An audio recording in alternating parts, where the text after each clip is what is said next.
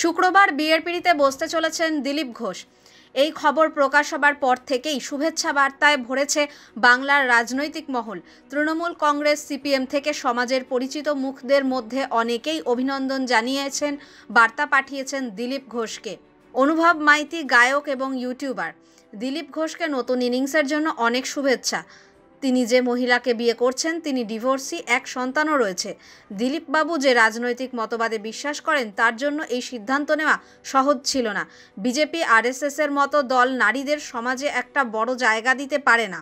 তার জন্য আরএসএসের থেকে অনেক চেষ্টা করা হয়েছিল বিয়েটা আটকানোর। দলের আইকনকে বুড়ো আঙুল দেখিয়ে রাজনীতির মতাদর্শ থেকে বেরিয়ে এসে যে সাহস তিনি দেখাতে পেরেছেন তার জন্য সাহস লাগে। অরিত্র দত্ত বণিকের কথায় খুবই ভালো খবর, বা ভালো হোক। এই বিয়ে নিয়ে সোশ্যাল মিডিয়াতেও ঠাট্টা তামাশা হচ্ছে, কিন্তু সমাজের বেড়াজাল থেকে বেরিয়ে এসে জীবনের পছন্দের মানুষকে খুঁজে পেয়েছেন দিলীপবাবু। সেটা যে বয়সেই পান, সেটা তার নিজস্ব জীবন। একজন সহনাগরিক হিসেবে তার কাছে প্রার্থনা তার আগামী জীবন খুব ভালো কাটুক, তারা একসঙ্গে ভালো থাকুন।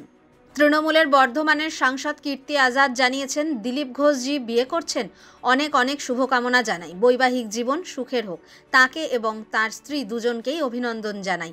কৌস্তব বাগচি বলেন, সুশান্ত ঘোষের যখন ভিডিও বেরোয় তখন তো তা নিয়ে খবর হয় না, বা অন্যান্য নেতাদের নিয়ে খবর হয় না। দিলীপ ঘোষের খবরটা ধরে নিচ্ছি সত্যি। আপত্তি কোথায়? রাজনীতি করেন বলে বিয়ে করতে পারবেন না এমন তো কোনো কথা নেই। যদি হয় তার জন্য অবশ্যই শুভেচ্ছা। কল্যাণ বন্দ্যোপাধ্যায় বলেন, দিলীপ ঘোষ বিয়ে করছেন, ভালো খবর, তাকে শুভেচ্ছা জানাই। বিয়ে করার জন্য বয়সের কি দরকার, মনের দরকার। একজন অবিবাহিত মানুষ সঙ্গী পাবেন, এটা খুবই ভালো খবর। এতদিন বাইরে এনার্জি দেখাতেন, এবার হয়তো সেগুলো বন্ধ হবে। ঘরের ভেতরে বেশি দেখাবেন। আমার দুঃখ আমাকে ইনভাইট করেননি। লোকটা এমনি খারাপ নয়, মনটা ভালো। মদন মিত্রের কথায় ওহ লাভলি, দেরিতে হলেও বসন্ত এসে গিয়েছে। বিয়ে থা করে শান্তিতে থাকবেন।